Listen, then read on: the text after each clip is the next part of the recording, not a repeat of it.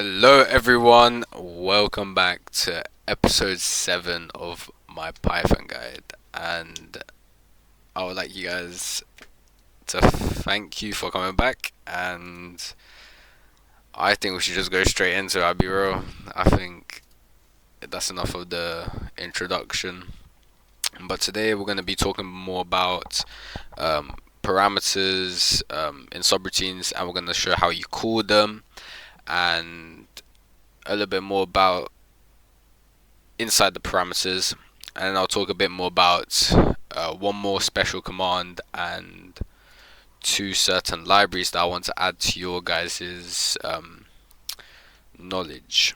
So I think we should start with the parameters. So remember how I taught you guys that def that equals the function, and then we had, say, let's think of something.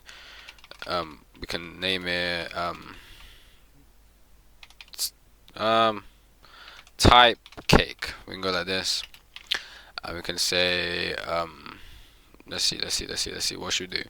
We can do ingredients, and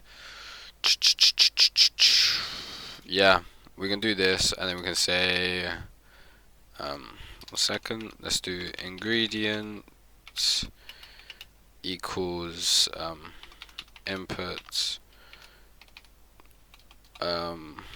what do you want your cake to be made out of? Okay, so we made a variable here called ingredients, and we made the user input what the cake he wants to be made out of. And here we got a subroutine, and which is named type cake, and we got the ingredient, and then inside of our brackets, this is a parameter. And basically what parameter is what the subroutine takes in, so what variables the subroutine will take in. And you can basically have multiple, you can just have multiple, say, more variables, blah blah blah, then, and you can have infinite amount, as many as you need. And I say parameters, they're more like arguments, but we'll talk about that later. And it just would tell us what it will expect, what the subroutine will expect. So now if I go like this, sorry, crazy start to the day. We're gonna go like this, type cake, and just do ingredients. And now if we do this again chocolate, return chocolate. We did let me just explain it to you. So as I said, we got the variable, and we asked the user for the input, and we made the subroutine type cake, and we got the argument inside / variable that the subroutine can use inside. But we didn't really need to use this, but because we wanted to find out beforehand what we wanted to put in there, we did that. But I'll show you a different way of doing it. But for now we use it like this, and then we printed ingredients. We don't really need this, but as you can see, it will just print it anyway. But I'll talk about the return command in a second. But basically what this will do is we made a subroutine, we printed out what the ingredient is, and then we called the subroutine. And alternatively, we could just do, we get rid of this. Sorry, so what we can also have is we can put ingredient inside here like we did before instead of the input, and we can just do print ingredients, because we're trying to print off this. And then when we call the subroutine, we'll just, instead of asking the user can just, well, we can just beforehand put chocolate in there. Alternatively, again, you say you can get rid of this, And directly, this is why I like funny, directly into the command prompt, you can type in, we can run the program, so it's run, and now we can do type cake, and then you can say I want chocolates, and what this will do is it'll print out chocolate. We basically just manually called out the subroutine. Instead of doing this, we just typed it straight into the command prompt, which you can also do. Okay, let's go like this. So let's make a new function. We'll call it rollDice, yes, and we'll input a argument of sides, and we're gonna indent and also put a colon, sorry. And here what we're gonna do is we're gonna say we're gonna do results equals what should we equal it to? We'll do random.randint, and let's say 6. Okay, so now what we can say is we can return results, and basically actually we can do this since we kind of do want to use the sides function. Basically what we got here is that we've created a subroutine called rollDice, and inside the parameters we got a variable called sides, and then we've made a new variable called results, and we've used the if you guys don't know, we're gonna have to import random, can't forget that. And what this will do is we'll be making the variable results, and we're gonna get a random number between 1 and the number of sides that the user has inputted in. And then finally, what I haven't taught you guys yet is return results. And basically what return does is it just how do I say this? It sends some information back to the part of the code that called it. So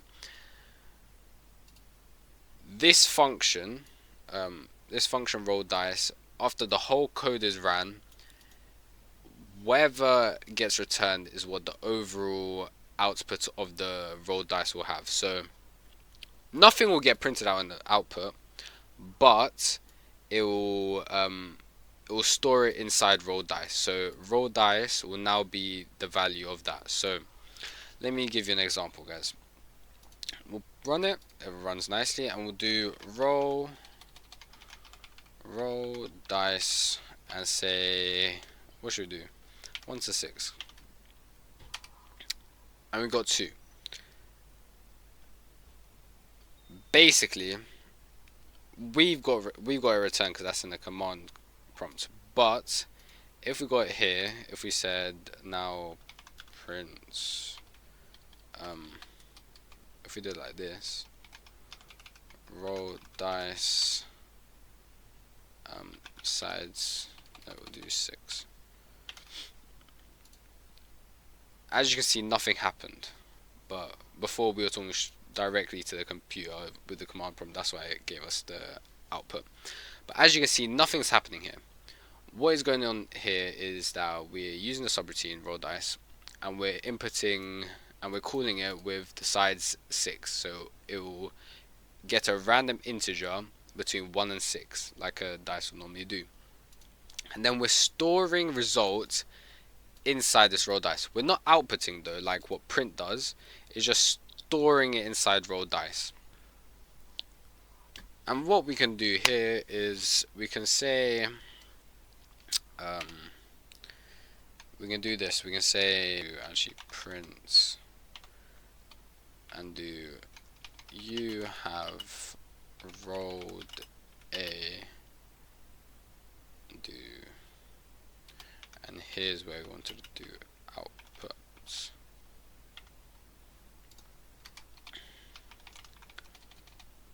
And then we'll do outputs equals rollDice 6.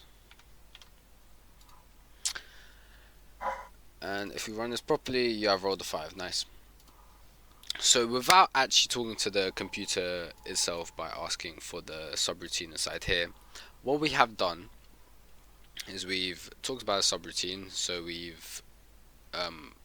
going through a subroutine called rollDice, and we're using the variable to store a random integer between 1 and the number of sides that was inputted inside the subroutine parameter, and then we return the result, so it gets stored inside rollDice.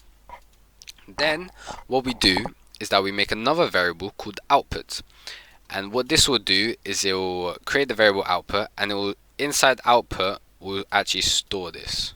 We'll actually store the subroutine that we used, and then because we've stored the subroutine and we know that rollDice 16 will be whatever the random integer is, we can actually output it because we've actually asked it to output it instead of just keep it inside the subroutine. But anyways, what we can do now is we'll import random, we can import time, and we can import os.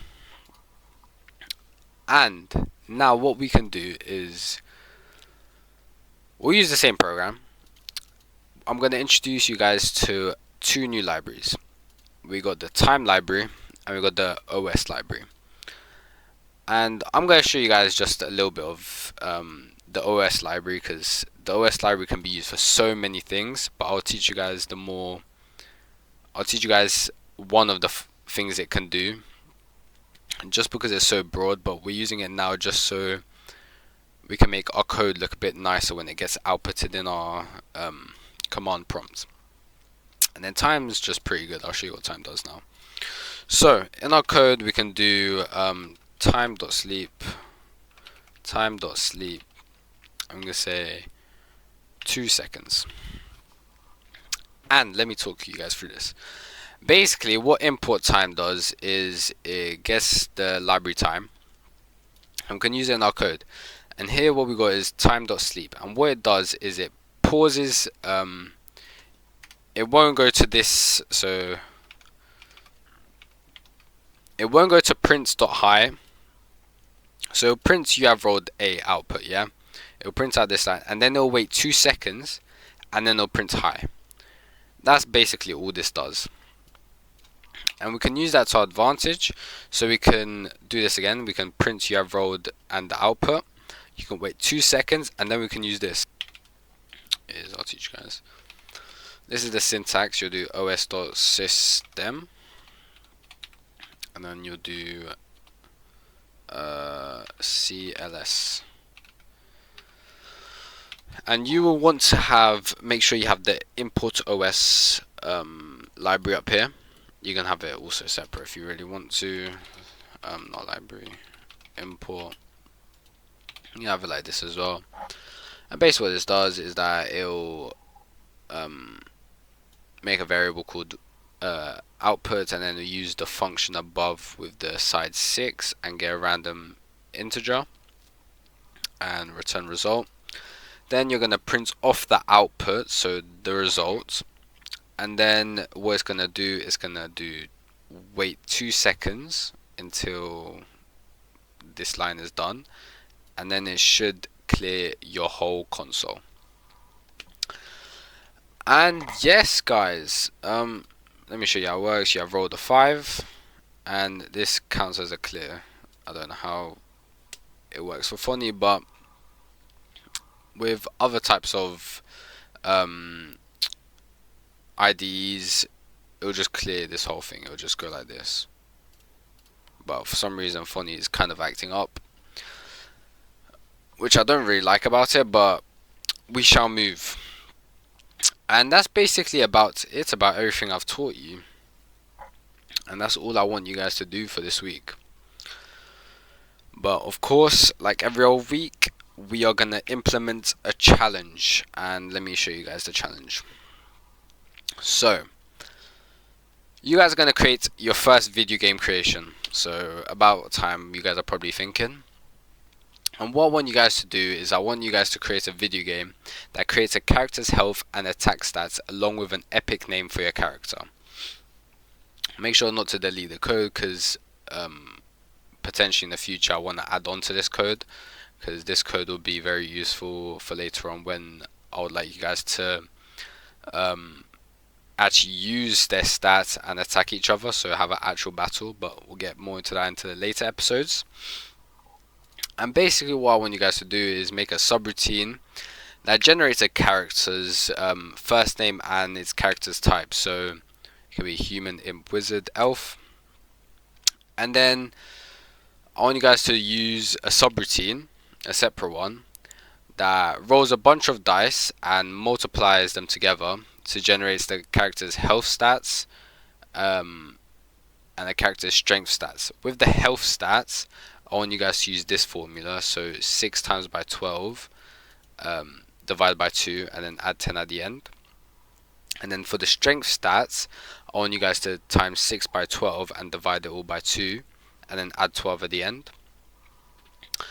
And then I want you guys to present the data in a menu with time.sleep and os.system clear to make it more appealing. And then wrap it up in a loop so the user has an option to create another character. So yes guys, that is all I'm asking for you guys today, and I hope you guys enjoy this. As always, the answer will be in the comment section, and make sure to like and subscribe, and I'll see you guys in the next episode.